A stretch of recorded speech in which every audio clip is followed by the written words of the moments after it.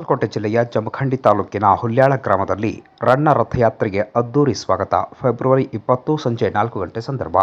ಬಾಗಲಕೋಟೆ ಜಿಲ್ಲೆಯ ಜಮಖಂಡಿ ತಾಲೂಕಿನ ಹುಲ್ಯಾಳ ಗ್ರಾಮಕ್ಕೆ ಆಗಮಿಸಿದ ರಣ್ಣ ರಥಯಾತ್ರೆಗೆ ಅದ್ದೂರಿ ಸ್ವಾಗತ ಕೋರಲಾಯಿತು. ಜಮಖಂಡಿ ತಹಶೀಲ್ದಾರ್ ಸದಾಶಿವ ಮುಕ್ಕೋಜಿ ಹಾಗೂ ಸ್ಥಳೀಯ ಪ್ರಮುಖರ ನೇತೃತ್ವದಲ್ಲಿ ರಥಕ್ಕೆ ಪೂಜೆ ಸಲ್ಲಿಸಿ ಸ್ವಾಗತವನ್ನು ಕೋರಲಾಯಿತು. ತಾಲೂಕಾ ಪಂಚಾಯಿತಿಯ ಇಒ ಸಂಜೀವ್ ಜುನ್ನೂರ್, ಸಮಾಜ ಕಲ್ಯಾಣ ಇಲಾಖೆ ವ್ಯವಸ್ಥಾಪಕ ಸಿದ್ದು ಗೋಲಾಯಿ, ಹಿಂದುಳಿದ ವರ್ಗಗಳ ಕಲ್ಯಾಣ ಇಲಾಖೆಯ ರಾಮಲಿಂಗ ಬೈರವಾಡಗಿ ಮತ್ತು ಕಂದಾಯ ನಿರೀಕ್ಷಕ ಮಂಜುನಾಥ್ ದೊಡ್ಮನಿ ಸೇರಿದಂತೆ ಹುಲ್ಯಾಳ ಗ್ರಾಮದ ಗ್ರಾಮ ಪಂಚಾಯಿತಿ ಅಧ್ಯಕ್ಷರು, ಉಪಾಧ್ಯಕ್ಷರು, ಸರ್ವ ಸದಸ್ಯರು, ವಿವಿಧ ಇಲಾಖೆ ಅಧಿಕಾರಿಗಳು ಹಾಗೂ ಸ್ಥಳೀಯ ಪ್ರಮುಖರು ಭಾಗಿಯಾಗಿದ್ದರು. ಇನ್ನು ಮುಧೋಳದಲ್ಲಿ ಬರುವ ಫೆಬ್ರವರಿ 22ರಿಂದ 24ರವರೆಗೆ 3 ದಿನಗಳ ಕಾಲ ಹಮ್ಮಿಕೊಂಡ ರಣ್ಣ ವೈಭವದ ಹಿನ್ನೆಲೆಯಲ್ಲಿ ಜಿಲ್ಲೆಯಾದ್ಯಂತ ರಥ ಸಂಚರಿಸ್ತಾ ಇದ್ದು, ವಿವಿಧ ಪ್ರದೇಶಗಳಲ್ಲಿ ರಥಕ್ಕೆ ಅದ್ದೂರಿ ಸ್ವಾಗತ ಕೋರಲಾಗುತ್ತಿದೆ.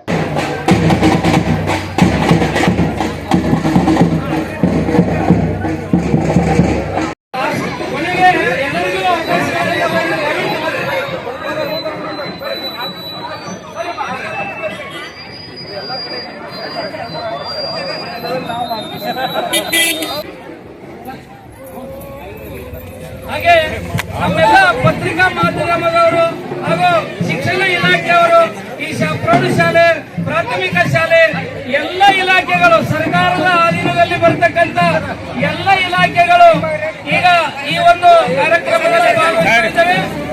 ದಯವಿಟ್ಟು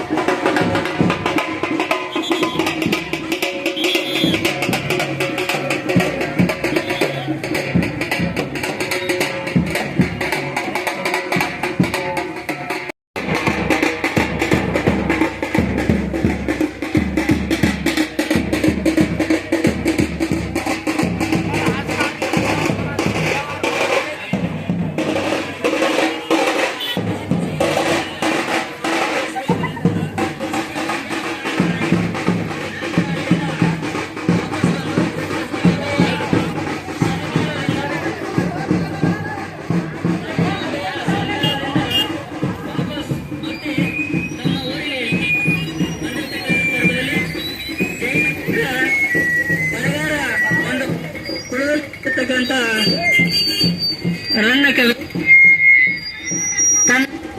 ಕವಿಯಾಗಿ ಬಳಗಾರ ವೃತ್ತಿಯನ್ನ ಮುಂದುವರಿಸ್ತಾ